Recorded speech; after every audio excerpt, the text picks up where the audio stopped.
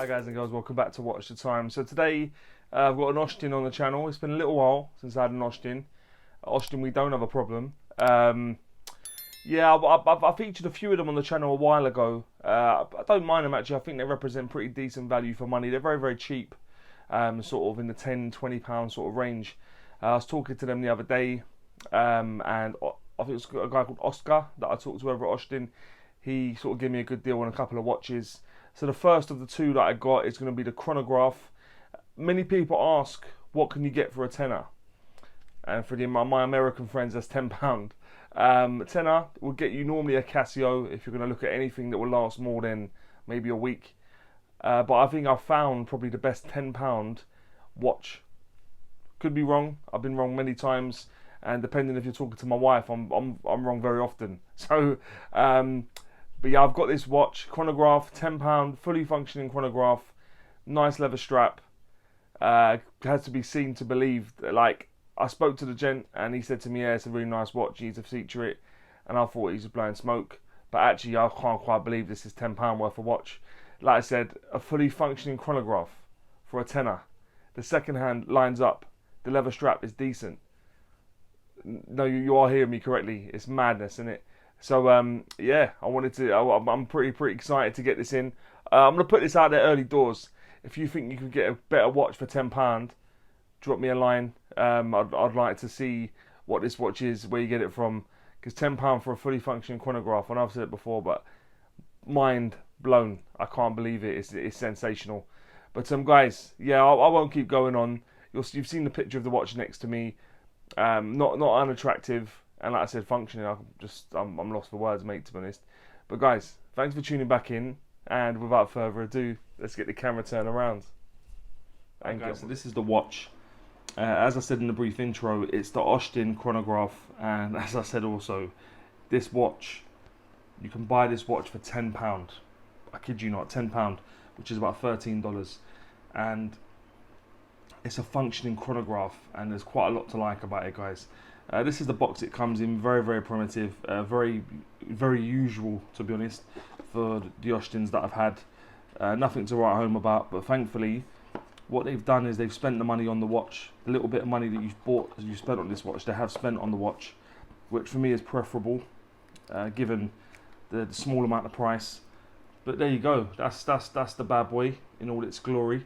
The model number for this is, so it says GQ050E. Some other places say 050E, so one of the two.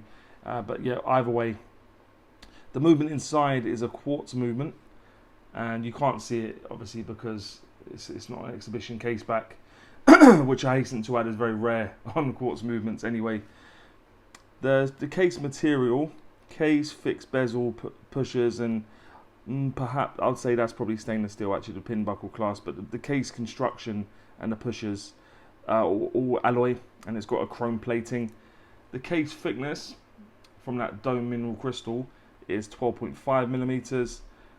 The case diameter, going from sort of the 8, sort of next to the pusher at the 2, is 41 millimeters, and when you go from the 9 to the 3, taking into consideration the crown, it does become 44 millimeters.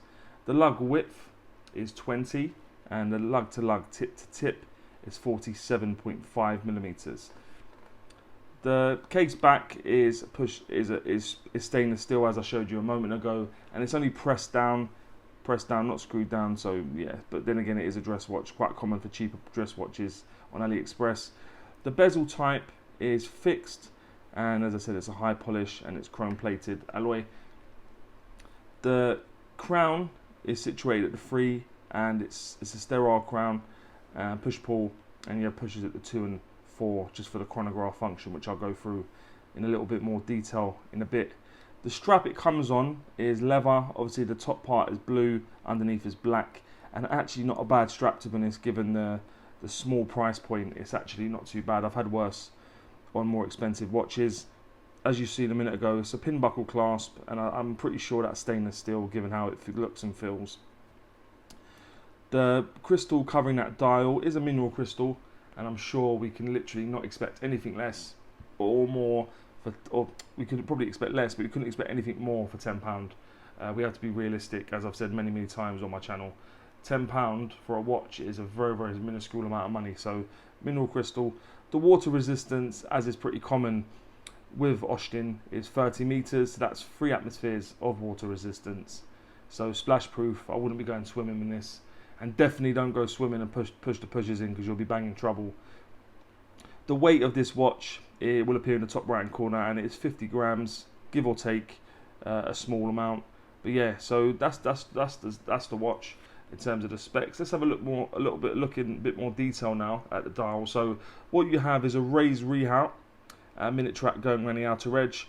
It counts up in increments of 5. Inside that you have a sort of like similar to Ochstin Sapphire that I had before. It's got a very textured dial. It seemed quite common with Ochstin, which I approve of. I do like textured dials. Very nice. Inside that, looks like you've got, I don't know if they're applied or sort of painted on, but you've got a numeric analog going from 1 to 12. Just below the 12 position, you've got Ochstin. Looks like it's written on there as well. If not, it's applied, but you can't really tell. And then what you have also is an increment at the 3 o'clock position. You've got the 12-hour, it's 24 hours, sorry, just to let you know if it's morning or evening.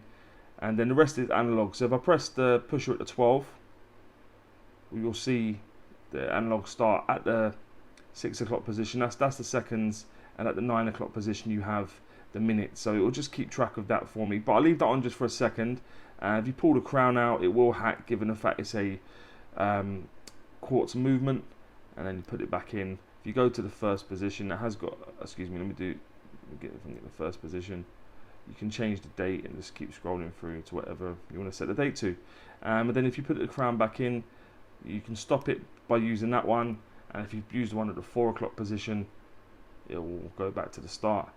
Quite phenomenal, to be honest, guys, the fact that you can get a functioning chronograph for £10. Outstanding value, to be honest.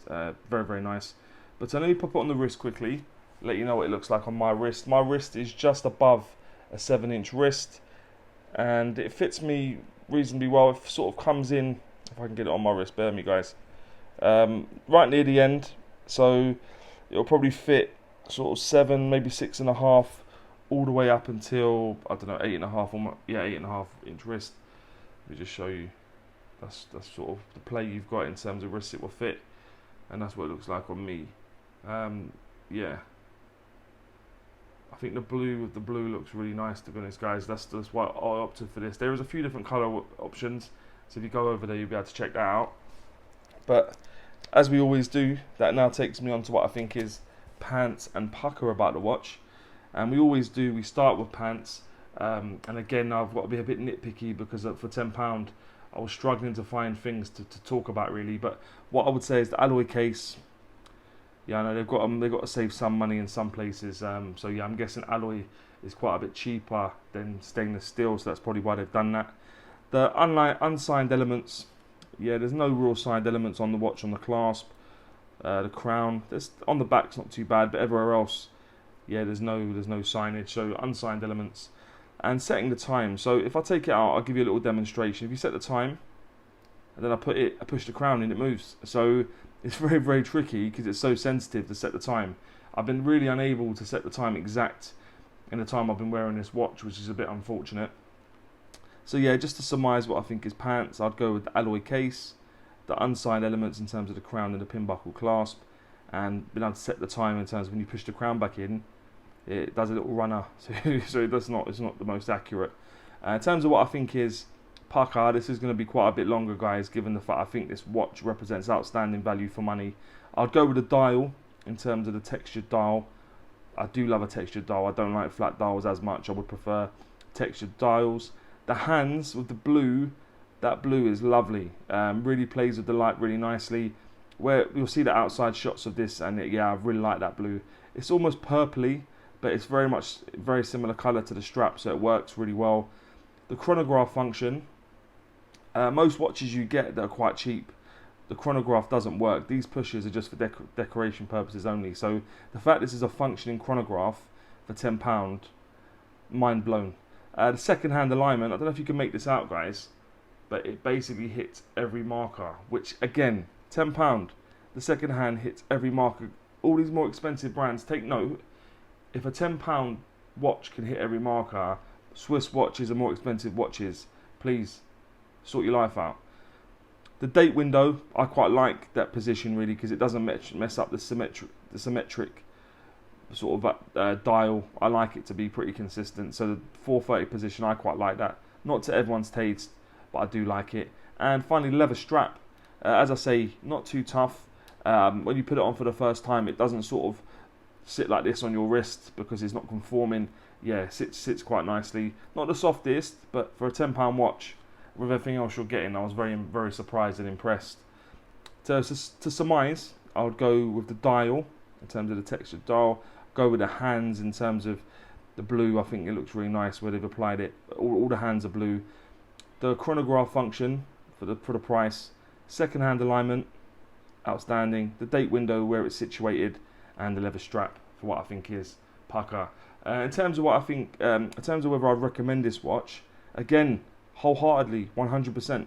I can't think of a better watch to buy for £10. Normally, as I said in the intro, if you've got £10 to spend on a watch, you're generally looking at Casios. Please have a look at this watch, guys. An analog watch that would look good under a cuff, in day-to-day life, casual wear. I think this is a very good option. £10, please, guys. $13, you can't go wrong. But guys, let me know what you think about this watch. Any other watches you may want to see on the channel. And as always say, don't forget to like and subscribe. And always watch the time. Take care, guys. All the best.